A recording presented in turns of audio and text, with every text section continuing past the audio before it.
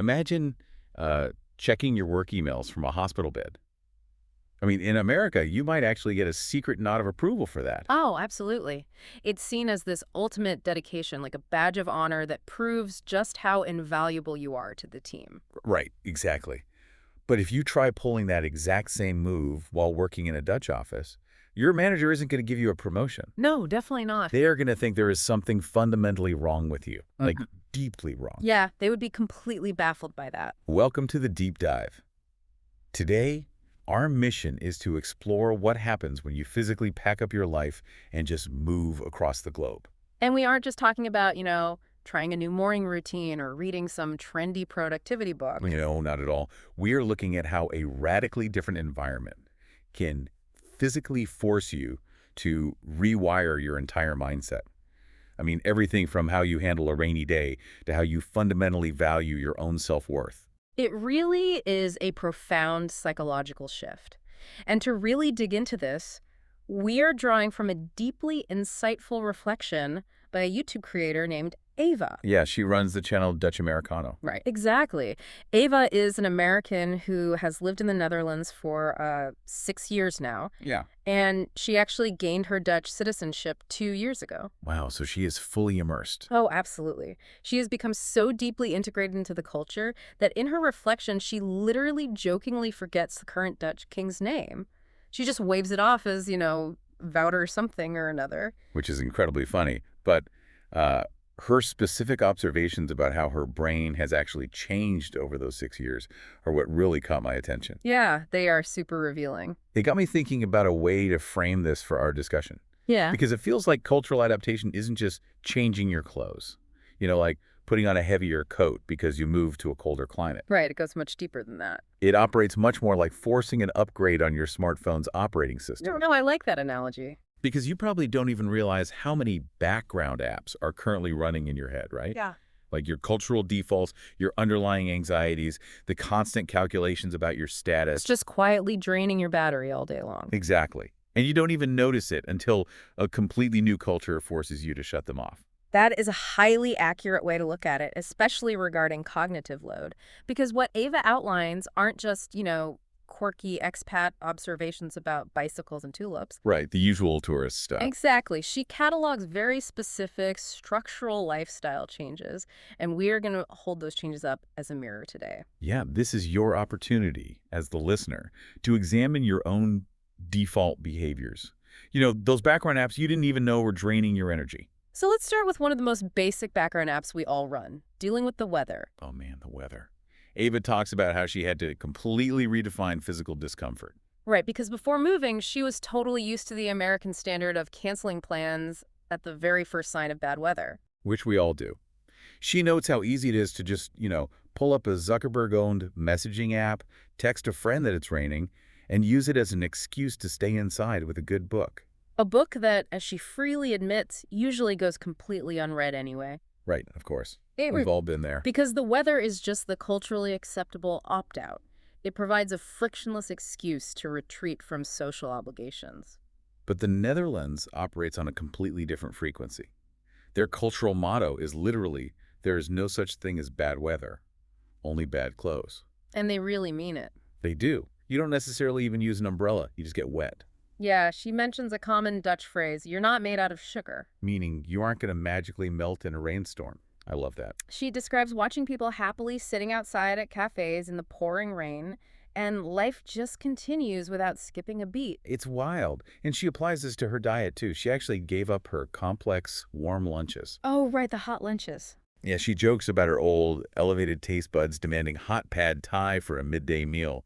But now, she thinks warm lunches are way too heavy and has fully embraced the Bruges.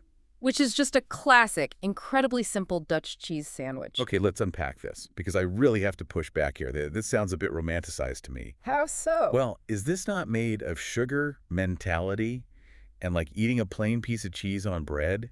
Really some profound stoic virtue of resilience. You think it's something else? I mean, are they just stuck in a country that is famously blanketed in endless rain clouds and limited daylight, and they are just trying to rationalize the misery? Ah, I see what you mean. It sounds a little bit like Stockholm Syndrome with the weather, honestly. It's a fair critique. But what's fascinating here is that whether it began as a coping mechanism for a dreary climate or a genuine philosophy of resilience, the psychological mechanism at play is exactly the same. Which is what? A massive reduction in decision fatigue. If we go back to your smartphone analogy, think about what happens in a culture where avoiding discomfort is the default. Okay, yeah. Every time you look out the window and see gray clouds, a background app boots up, you have to actively negotiate with the weather. Oh, right.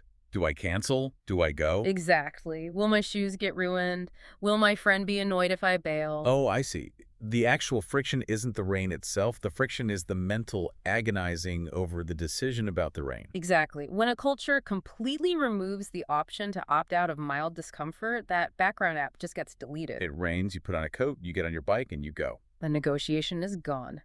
And the exact same mechanism applies to the elaborate lunches. Right, the pad thai. Yeah, when you remove the societal pressure to overcomplicate your daily routines, like curating the perfect artisanal hot meal in the middle of a stressful workday, you reclaim a surprising amount of cognitive bandwidth. That makes a lot of sense. Ava isn't just learning to tolerate rain and basic sandwiches. She is experiencing the profound mental freedom that comes from radically accepting reality, rather than constantly trying to optimize it or hide from it. So by surrendering to a little bit of physical discomfort, you are actually buying yourself a tremendous amount of mental peace. Yeah. That's fascinating. It really is. But if you start trying to control and optimize the weather, it makes me wonder how that philosophy scales up. Like, what happens when you apply that radical acceptance to your own physical body? That is where the cultural divide becomes incredibly stark. The acceptance of mild, everyday discomfort directly informs how the Dutch medical system operates Right. and how citizens manage their own bodily anxiety. Yeah, the psychology of emergencies. Ava draws a really sharp contrast between the American instinct for hyper-preventative, immediate medical action and the Dutch philosophy of just, well, wait and see. Yes. And her Dutch wife summed it up so perfectly that I laughed out loud. She just looked at Ava and said, the E in emergency room is for emergencies. It is a brilliantly blunt statement. It really exposes the absurdity of what we are used to. Ava points out that U.S. emergency rooms are famously flooded with non-emergencies. Which is why you hear about people waiting 6 hours to be seen. Exactly. She talks about watching the HBO show The Pit with her wife, and her wife was just completely astounded by the Americans on screen. What were they doing? People were checking into the ER for bad sunburns, or because they accidentally glued their eyelashes together. Oh, goodness, I know. Ava even tells a story about going on this frantic wild goose chase across the city just to get her kid a chickenpox vaccine. Because the American default is to fix, prevent, and solve every potential biological threat immediately. And how did she contrast that with the Dutch infrastructure? It's a totally different universe. If you have a medical issue outside of normal business hours in the Netherlands, you do not go to the ER. Right, you call the Huisartsenpost. Yeah, which is essentially an after-hours medical advice line. And their default advice for almost everything is to wait a day or two. Just see if it gets worse. Exactly. And if it does, then you can come in. Mm-hmm. And then they will finally advise you to take a paracetamol, which for us is basically just taking an over-the-counter Tylenol, and they send you on your way. Wow. Here's where it gets really interesting. It almost feels like our healthcare mindset is a malfunctioning smoke detector. Okay, how so? Like, it's wired so sensitively that it goes off with the exact same flashing lights and screaming alarms, whether there is a literal blazing kitchen fire or if you just slightly burnt a piece of toast. That is a great way to put it. Is that what's happening here? Have we just lost the ability to tell the difference between discomfort and danger? That analogy perfectly captures the systemic divide, but we really have to look at the mechanism driving it. Okay. If we connect this to the bigger picture, why is the American smoke detector so sensitive? A major part of the answer is monetization. Oh, interesting. When healthcare is framed heavily as a consumer product, you are trained as a consumer to believe that any delay is dangerous. And more importantly, that certainty can be purchased right this second. The American system inadvertently monetizes and exacerbates personal anxiety. So it feeds on the panic. Exactly. So gluing your eyelashes together becomes an emergency because you lack the cultural framework to simply tolerate the discomfort of waiting until Monday to see an eye doctor. The system completely validates your panic. But wait, isn't the Dutch wait-and-see approach actually dangerous sometimes? I mean, why is their society comfortable taking that risk? Because statistically, the vast majority of minor ailments resolve themselves. The Dutch medical system acts as a deliberate buffer against panic. A buffer, okay. By telling a patient to wait a day or two, the system is forcing the citizen to build a tolerance for uncertainty. Oh, wow. You learn over time that your body is remarkably capable of handling minor issues, and that a sudden ache isn't automatically a catastrophe. It completely neutralizes the underlying anxiety. So the system either trains you to endure a little friction, or it trains you to completely panic at the first sign of it. Exactly. And if you are trained to constantly panic, to constantly optimize and prevent, well, that neurosis doesn't just stay at the doctor's office, does it? No, not at all. It bleeds into absolutely everything. This deep-seated inability to tolerate stillness or uncertainty dictates how you view your time, how you view your labor, and ultimately how you define your entire self-worth. Which brings us right back to that dark millennial joke from the beginning of our conversation. Checking your work emails from a hospital bed. Yes, the ultimate productivity trap. Ava had to undergo a massive unlearning process to escape the American productivity trap. In the U.S., she felt that working while on vacation was what made you an amazing employee. Right, you constantly have to earn your 2 to 3 weeks of time off. Exactly. There is this deeply ingrained, almost puritanical belief that an idle mind is a devil's workshop. It is the ultimate expression of the fire alarm mindset, but applied to your career. Everything is urgent, therefore you must always be available. So she takes these deeply ingrained habits to a Dutch university job. She's going on vacation, and she actively offers to be available and work during her time off, fully expecting a pat on the back. And how did that go? Her Dutch manager was just completely baffled.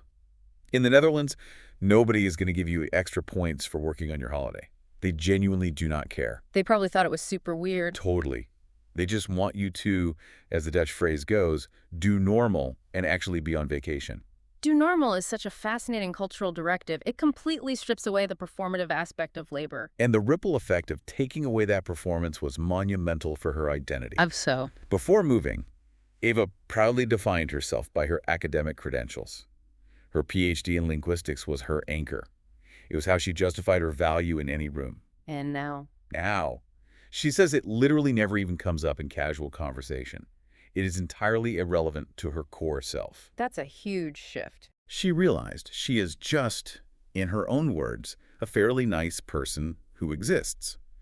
She even adopted this great piece of Dunglish, Dutch English slang, saying she likes to go my gang. Go my gang. What does that mean? It basically means going her own way, doing her own thing, without needing to perform her worth for an audience. I love that. So what does this all mean? I mean, if we strip away our job titles, our degrees, our productivity, just like Ava did with her PhD, what actually anchors a person's identity when they aren't producing anything? Yeah. Doesn't that lack of hustle make people less ambitious? This raises an important question.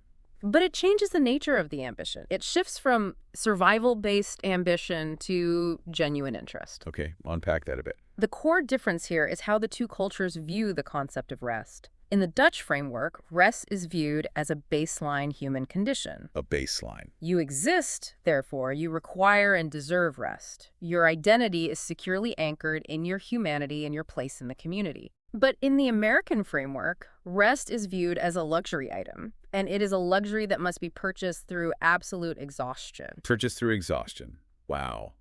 That is a heavy way to look at it, but it feels incredibly accurate. It explains so much of our modern cultural zeitgeist. Ava makes a brilliant observation about why social media influencers who focus purely on luxury travel and vacation content are so massively successful in the States. Oh, why is that? That entire industry is heavily fueled by an intense American envy of free time. Oh, man. When your identity is entirely bound to your output, an idle mind isn't just the devil's workshop. It is a literal existential threat to your ego. Because if you aren't working, you have no value. Exactly. Therefore, a vacation becomes something you have to heavily justify. But when you move to a culture like the Netherlands that refuses to validate your overwork, that refuses to be impressed by your hospital bed emails, the ego inevitably collapses. It's like you suddenly realize you don't have to pay rent just to exist on the planet. You are allowed to just take up space as a fairly nice person. Right, precisely. And when you stop funneling all your spontaneous energy into justifying your existence through relentless productivity, it leaves a vacuum. Right. And that completely changes how you structure your social life and how you actually experience joy. Which perfectly sets up our final area of exploration today: how to structure joy and the immense power of a Dutch concept called voorpret. Yes, Vorpret. This revolves around the friction between immediate gratification and structured anticipation. Ava admits that she does occasionally miss American spontaneity. Sure, that makes sense. You know, the specific energy of turning to a coworker at 4 p.m. on a Thursday and saying, hey, want to grab same-day drinks? Oh, yeah, we love doing that. But in the Netherlands, she notes, making same-day plans is incredibly rare. Almost everything is scheduled way, way in advance. Which, to an American who equates spontaneity with freedom, can initially feel like a straitjacket. It just feels restrictive. It totally does. But Ava grew to love it, specifically because of voorpret. And what does that translate to? It translates roughly to anticipation, but specifically the anticipation of fun. By scheduling things weeks in advance, it entirely eliminates the uncertainty of the impending weekend. You always have something solid etched into your calendar to look forward to. Exactly. And she makes a great point that adapting to this heavily structured social rhythm didn't mean she lost her spontaneous, fun American identity. It just meant she evolved. That's a great perspective. I was trying to give an analogy for this, and it feels a bit like the difference between fast food and slow cooking. Okay, I like where this is going. American spontaneity is fast food. It is a quick, exciting, immediate hit of dopamine. You want a burger right now, you get a burger right now. Right. But Dutch voorpret is like putting a roast in the slow cooker early in the morning. Smelling that food simmered in the kitchen all day, the anticipation of it, is actually half the joy of the meal itself. You are stretching out the dopamine hit over a period of weeks. That is a highly accurate neurobiological mechanism, actually. The neurotransmitter dopamine is largely driven by the anticipation of a reward, not just the receipt of the reward itself. Wait, really? Yes. So slow cooking the dopamine, as you put it, provides a much longer, more sustained elevation in mood. But there is another, perhaps more vital, layer to this heavily scheduled culture. What's that? A meticulously planned calendar functions as a societal anxiety reduction tool. How does scheduling drinks 3 weeks out reduce anxiety? Doesn't that just make it feel like another work meeting? Well, think about the psychological toll of a blank weekend in a highly spontaneous culture. Okay. If your social connection relies entirely on serendipity, mood, and everyone's immediate availability, it places you in a very vulnerable position. Oh, I see. If it gets to Friday at 5 p.m. and your phone hasn't buzzed, you start to wonder, will I see my friends? Does anyone want to hang out with me? Am I forgotten? Yeah, that is a terrible feeling. You are leaving your entire sense of belonging up to the unpredictable whims of a Tuesday afternoon. By scheduling social interactions weeks in advance, the Dutch culture guarantees social connection. Oh, wow. It completely removes the social guesswork. Exactly. It creates a baseline safety net of community. You never have to spend your Thursday evening worrying if you are loved or included because your calendar objectively proves that you are. That is beautiful, actually. It allows you to relax in the present moment, knowing that your future joy is secure. That really brings this entire conversation full circle. It is all about removing the background anxiety. Yes. Whether it is knowing you have coffee plans next Thursday so you don't feel lonely, or knowing you don't need to panic and rush to the ER over a sunburn, or knowing you don't have to justify taking a Tuesday off, it all just lowers the temperature of daily life. It systematically uninstalls those battery-draining background apps. So to recap the incredible journey we've been on today, we started by looking at the weather, realizing you aren't made of sugar, and learning how radical acceptance deletes decision fatigue. Right. We looked at the medical system, learning that E is for emergency, and how a little enforced patience can be a powerful virtue that builds tolerance for uncertainty. Absolutely. We explored the deep, ego-collapsing relief of decoupling your baseline human worth from your LinkedIn profile. And finally, we discovered the slow-cooked joy of voorpret, letting the anticipation of community do the heavy lifting for our happiness. It is a remarkable documentation of transformation. It really highlights how porous our personalities actually are to our immediate surroundings. It really does. Which brings me to a final provocative thought I want to leave you with today. We usually operate under the assumption that our innate personality drives our daily habits. Right, like we were born a certain way. Exactly. We tell ourselves, I'm a naturally stressed person, so I rush to the doctor, or I'm a highly spontaneous person, so I refuse to make plans. But what if it is the exact other way around? No, that's an interesting flip. What if your personality is just an adaptation to your environment? If you packed up and moved to a place tomorrow that physically forced you to wait 3 days for a doctor, forced you to ride a bicycle in the freezing rain, and made you schedule a simple cup of coffee a month in advance, who would you become?